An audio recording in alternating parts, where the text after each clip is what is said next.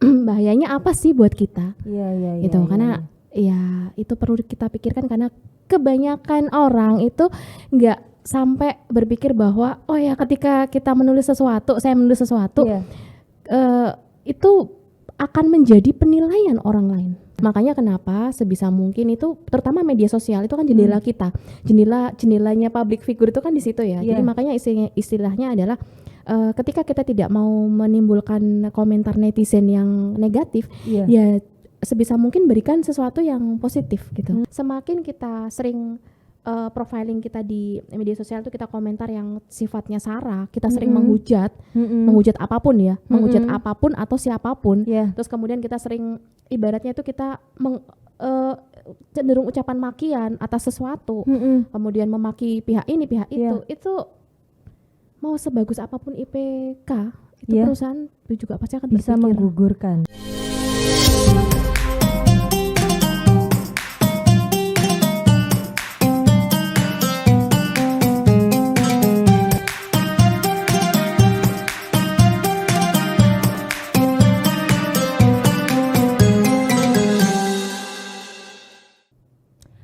Assalamualaikum warahmatullahi wabarakatuh. Hai Tribuners.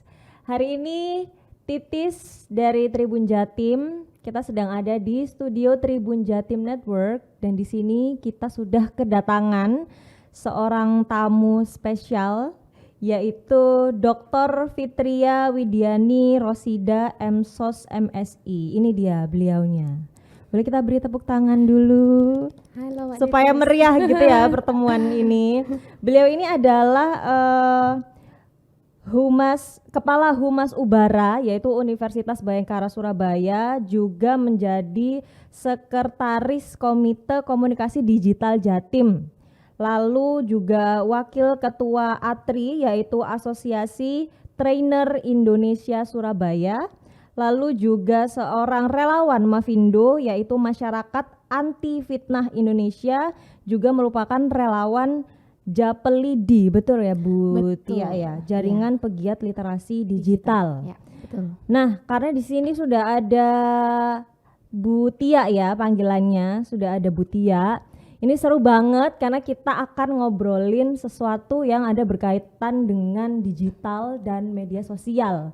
Karena kalau kita ngomongin media sosial ya Bu Tia ya, sekarang orang itu bisa punya akun itu nggak cuma satu ya, lebih bisa 10 dan itu nggak tahu deh buat apa gitu. Nah ini kita di sini mau membahas bukan soal jumlah akunnya, tapi soal bagaimana kita bisa menggunakan media sosial itu untuk hal-hal yang bermanfaat dan positif, tentunya untuk diri kita sendiri. Kalau bisa buat masyarakat luas, ya alhamdulillah gitu ya. Tapi yang terpenting adalah diri kita sendiri. Apalagi sekarang ini kita sedang berada di bulan Ramadan. Bulan Ramadan itu kan identiknya kita dengan puasa, menjaga diri gitu ya. Kalau di luar sana kan mungkin yang populer itu adalah puasa itu menjaga diri dari hal-hal yang buruk, terus menahan hawa nafsu, menahan makan dan minum. Tapi perlu diingat nih ya Bu Tia ya, tadi saya sudah sempat ngobrol sebelumnya bahwa sebenarnya kita tuh juga perlu menerapkan ke diri kita tuh namanya puasa jari. Puasa jari ya? Iya, puasa apa itu jari. Bu Tia puasa jari itu? Oke, Assalamualaikum Ibu Bapak, teman-teman, Mas Mbak ya dimanapun. Jadi memang kalau misalkan dikaitkan dengan era saat ini ya, era puasa, ini menarik banget kalau kita membahas tentang puasa jari gitu ya. Sebenarnya puasa jari itu kan nggak cuman momennya Ramadan aja gitu ya Mbak Titis ya, tapi alangkah lebih baiknya ketika dalam momen apapun itu kita harus paham, harus menyadari. Kita tahu apa yang kita ketik, jari kita kan ngetik ya, kalau mulut kita ngomong ya, kalau jari kita ngetik, kita harus tahu apa yang kita ketik itu, apa yang kita tulis itu ada manfaatnya. Terus kemudian kalau untuk diri kita sendiri itu bahayanya apa sih buat kita, gitu. Karena ya itu perlu kita pikirkan, karena kebanyakan orang itu nggak sampai berpikir bahwa oh ya ketika kita menulis sesuatu, saya menulis sesuatu, itu akan menjadi penilaian orang lain ke kita. baik. Gitu. Jadi intinya puasa jari itu kita mengendalikan jari kita Iya, gitu ya. dikendalikan. Nggak di-loss gitu ya. Nggak di-loss, benar. Sak-sae gitu. Lihat apa, pengen komentar langsung ketik. Sak-sae ya. Iya, sak-sae kalau kata orang Jawa Timuran. Sak-sae. Terus ini Bu Tia, saya mau tanya, gimana sih cara kita gitu untuk puasa jari gitu, untuk mengontrol gitu? Iya, itu dia. Itu sampai sekarang kan memang kegiatan yang terkait tentang literasi digital itu terus digaungkan ya dari berbagai pihak, terutama dari kementerian, terus kemudian komunitas dan lain sebagainya, perguruan tinggi, media dan lain sebagainya.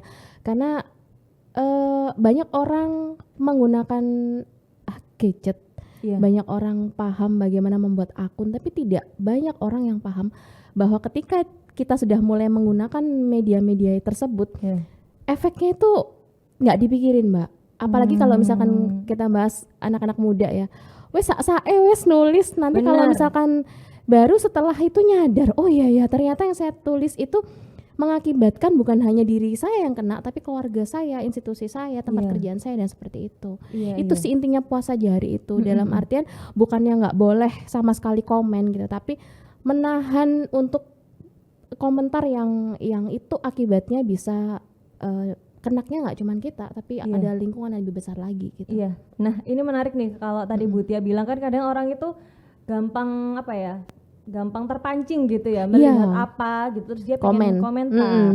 Nah itu gimana sih Bu untuk kita membiasakan ke diri kita sendiri supaya kita nggak gampang-gampang komentar gitu di postingan atau mungkin apa yang orang lain di media sosial gitu. Jadi kalau topiknya puasa itu kan sama halnya dengan terlatih ya, Mbak. Makin dini kita latihan puasa kan makin kuat ya sebenarnya kita. Nah kalau misalkan kita mau puasa jari, menahan itu, semakin kita menyadari bahwa ada hal yang perlu kita komen, ada hal yang tidak perlu kita komen. Terus kemudian kalau misalnya kita mau komen, kita tahu persis nggak sih persoalan itu? Kita paham banget nggak sih apa yang kita baca? Kalau misalkan kita nggak paham banget, kalau misalkan kita nggak tahu, alangkah baiknya kita mending bikin konten yang untuk kita sendiri gitu.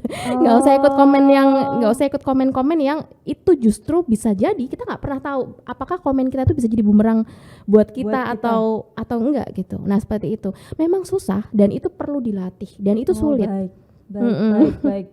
Gitu. Nah kalau udah kayak terlanjur gede gitu Bu, misalnya dia udah kalau usianya udah SMP gitu, apakah itu tergolong terlambat gitu kalau mungkin dari lingkungannya, mungkin dari kakaknya atau orang tuanya mau membuat dia itu anak ini supaya gak gampang komentar gitu? Iya itu juga yang sering kali ketika dalam sesi pelatihan tentang literasi digital itu saya sampaikan kepada para orang tua bahwa boleh memberikan anak-anak fasilitas apapun terkait komunikasi ya, tetapi satu yang harus disampaikan ke mereka bahwa apa yang mereka sampaikan itu walaupun itu akun pribadi, tapi itu sudah masuk ke ranah publik gitu.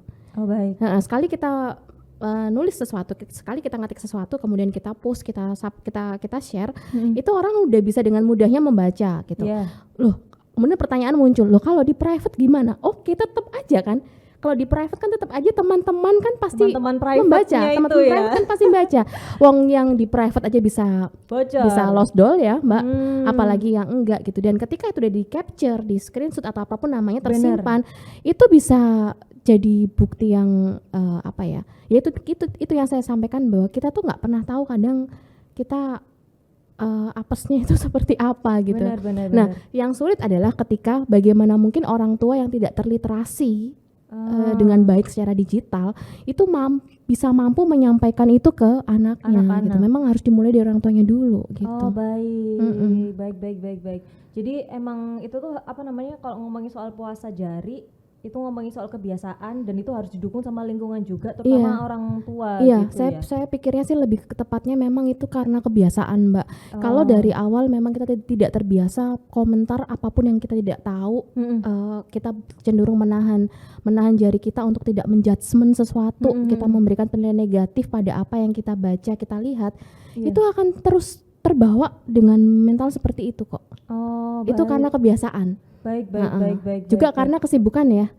Nah, kadang-kadang kalau kita nggak ngerti, semakin lama waktu menganggur kita dan semakin lama waktu kita berhubungan dengan media sosial tanpa doing nothing, ibaratnya cuman scrolling, baca itu, maka mental kita juga terlatih untuk cenderung judgement. Oh baik. Gitu. Karena ya itu nggak punya filter, terus kemudian ketika orang ngomong apa, dia merasa bahwa oh ya saya juga harus komentar.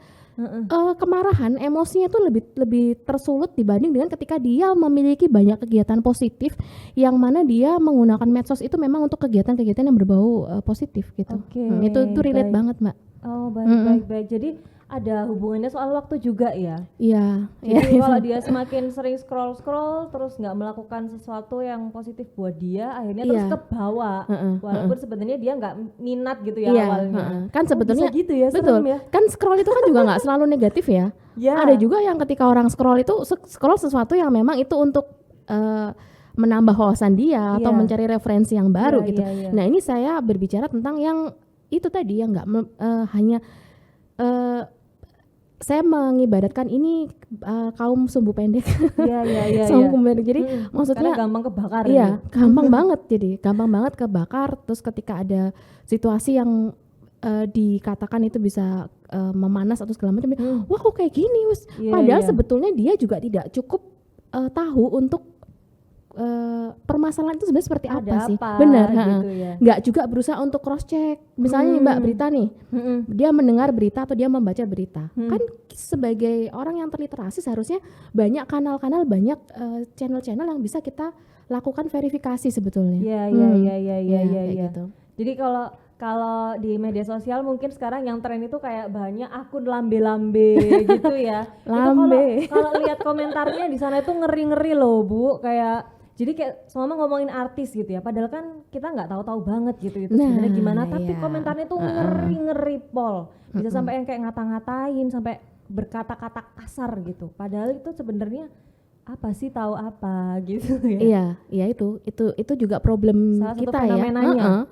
Makanya sekarang ngefek nggak sih itu puasa apa enggak juga kan Mbak sebenarnya gitu, karena kebiasaan gitu loh. Karena kebiasaan kalau kita terbiasa untuk tidak melakukan judgement pada satu pihak tertentu atau peristiwa apapun, kita cenderung kalau emang ini terjadi, gimana sih proses terjadinya, kok sampai seperti ini gitu. Ada proses filterisasi yang kita lakukan sebelum kita judgement.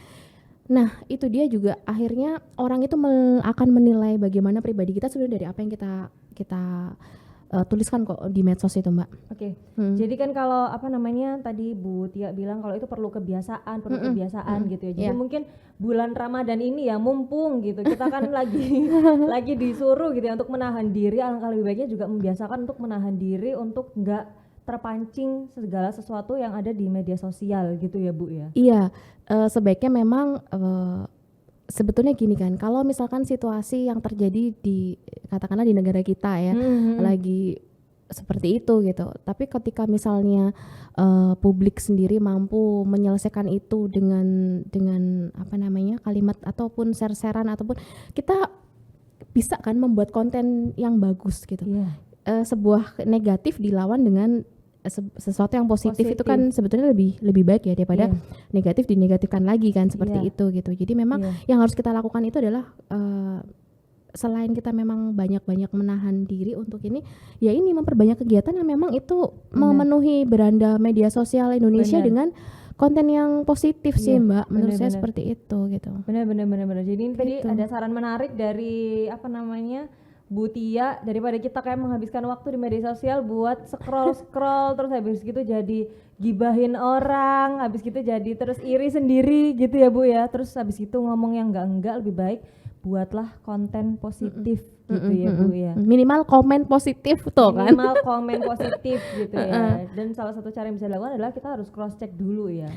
Kalau misalkan kita menemukan kita membaca ataupun kita melihat sesuatu, ada proses harus di sharing sebelum kita share, bener nggak sih sharing, itu? Iya, harus. Terus kemudian prinsipnya adalah ketika kita nggak yakin dengan apa yang kita baca atau ketika kita nggak yakin dengan apa yang kita lihat, berhenti di kita.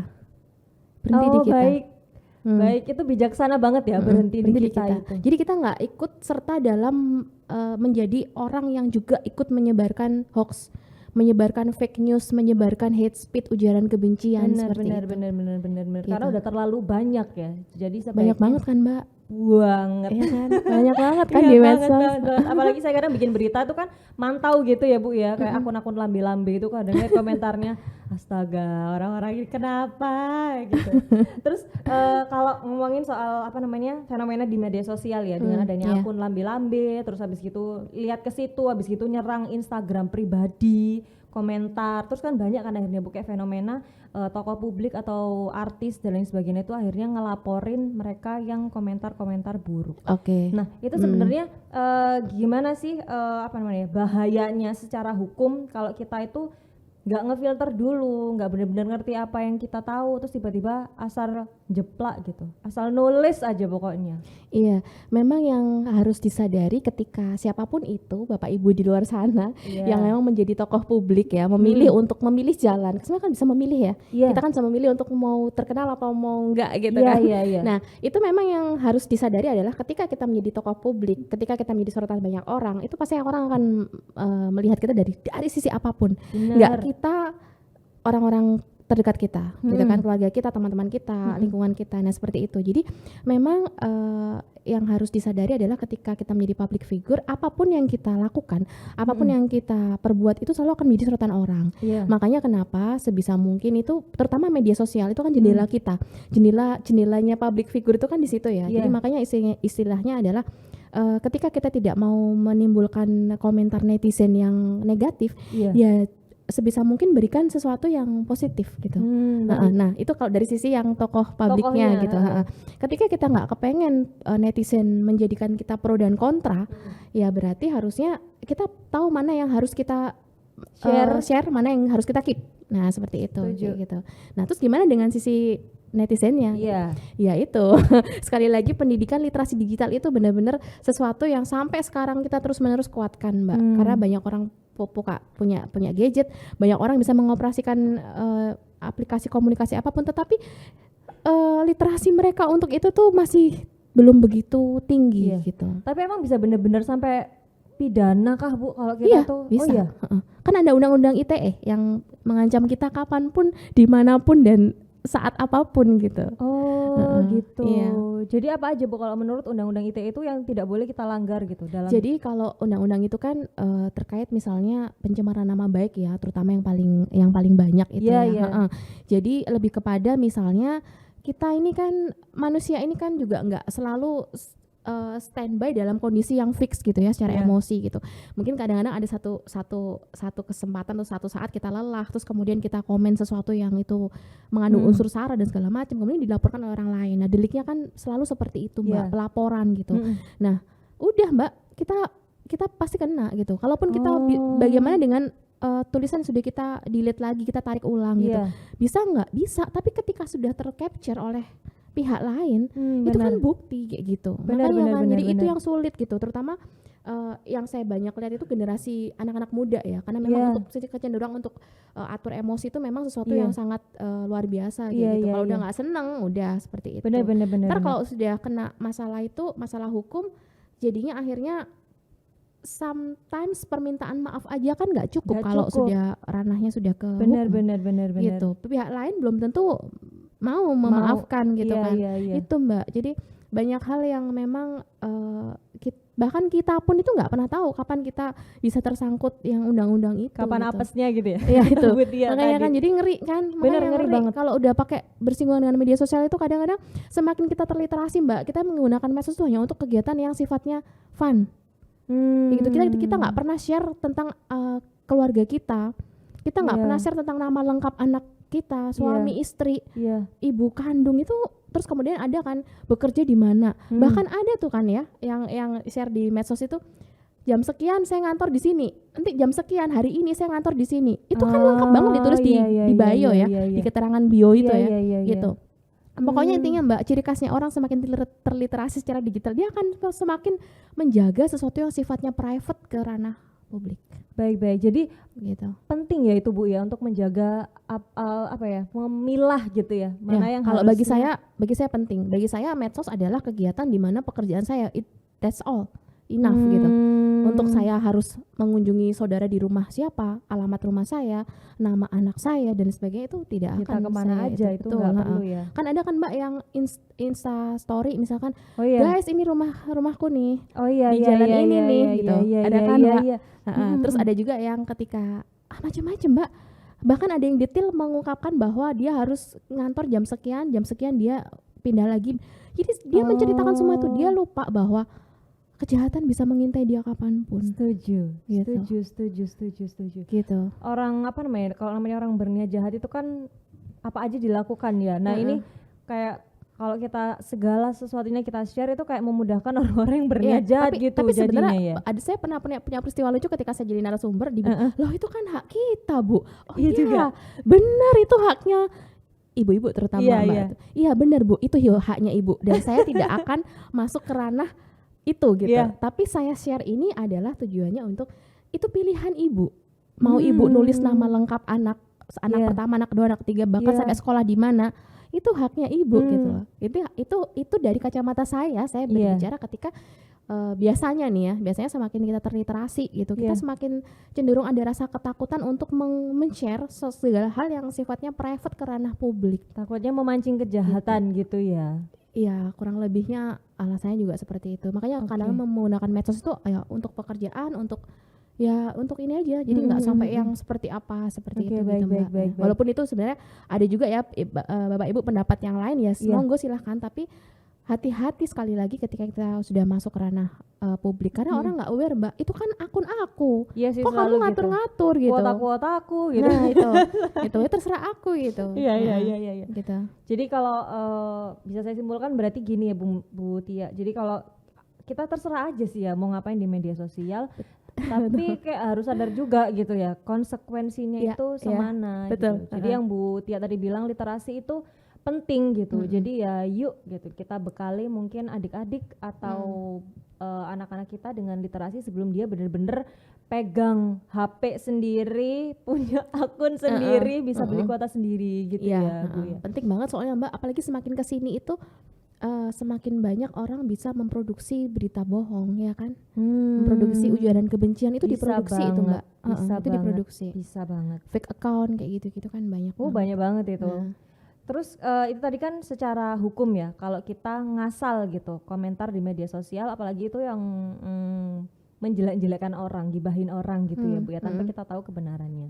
Nah selain konsekuensi hukum, apakah perilaku kita di media sosial yang demikian itu juga bisa berpengaruh gitu ke diri kita sendiri gitu, terutama soal karir gitu? Bisa kalau menurut saya, makanya saya selalu bilang sama mahasiswa di Prodi Ilmu Komunikasi Ubara, saya mengingatkan bahwa hati-hati ketika itu akun pribadi kamu, tetapi nanti ketika kamu lulus dari kampus, kamu mencari pekerjaan, itu di CV, di kurikulum vitae, itu ada perusahaan-perusahaan yang minta dicantumkan akun medsosnya. Oh iya, sebagian besar gitu sekarang Iya ya? kan Mbak? Iya. Terus kemudian pertanyaannya adalah, untuk apa perusahaan-perusahaan itu meminta untuk dicantumkan? Untuk apa? Untuk ngecek, untuk profiling kita gitu loh. Jadi semakin kita sering profiling kita di media sosial itu kita komentar yang sifatnya sara, kita sering menghujat apapun ya, menghujat apapun atau siapapun. Terus kemudian kita sering ibaratnya itu kita cenderung ucapan makian atas sesuatu, kemudian memaki pihak ini pihak itu mau sebagus apapun IPK itu perusahaan itu juga pasti akan bisa menggugurkan, akan berpikir untuk menerima karena itu karakter kan Mbak. Kemudian ada pertanyaan lagi dari mahasiswa karena loh Bu, medsos itu kan dua sisi, itu bisa benar-benar cerminan diri kita atau enggak gitu, bisa jadi di medsos itu bukan kita yang kita tampilkan gitu, tapi itu another side-nya kita Bu gitu. Lah terus kemudian saya jawab, ngapain terusan kamu perlu dua sisi kalau cukup satu sisi aja? Seperti itu, maksudnya kenapa kamu harus menampilkan sisi kamu yang lain kepada orang lain yang itu isinya hujatan, itu isinya sesuatu yang menegatifkan pihak atau orang lain atau kondisi yang lain gitu. Kenapa kamu nggak menampilkan satu sisi? Kalau memang itu kegiatan kamu positif dan kamu punya kegiatan, kenapa nggak kamu tampilkan? Seperti itu sesimpel itu sih Mbak saya menanggapi. Kadang-kadang kan mereka gitu ya. Nggak bisa Bu, nggak bisa juga dilihat dari medsos kita, bisa gitu. Bisa. Nah kalau misalnya pertanyaannya kan belum tentu media sosial itu diri kita yang sebenarnya gitu. Terus ngapain kita mesti nggak menampilkan kita balik yang lagi ke kata Butia tadi ya, tujuannya apa gitu loh. Oke, kalau misalkan kamu nggak mau menampilkan itu, kamu punya akun lain yang sifatnya kamu kegiatan positif ya, misalkan gitu ya sudah, kalau misalkan itu cantumkan yang itu gitu. Tapi itulah Mbak, ribet banget nggak sih kalau kita punya akun-akun yang another side of me kayak gitu. Iya. Tia sebagai yang protagonis, terus kemudian saya sebagai antagonis tuh kan aduh kayak gitu loh. tapi memang banyak sekarang ya Bu ya, jadi kenapa kok orang tuh akhirnya punya akun 5 ya gitu. Itu dia Mbak, tujuannya apa sih Mbak?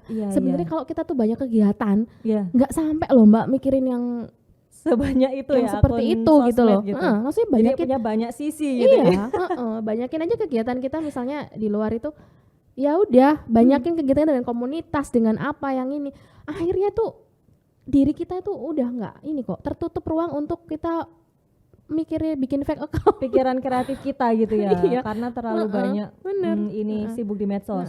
Intinya kalau nganggur Mbak, ya udah nganggur kan apapun bisa ini kan, emosi cenderung tersulut dengan hal yang seperti itu. Terus kemudian muncul sesuatu yang sifatnya ya karena apa, produktivitasnya dialihkan kepada sesuatu yang tidak positif itu gitu. Apalagi kalau main HP-nya sambil tiduran gitu ya. Aduh, nggak apa-apa sih Mbak kalau scrolling yang bermanfaat.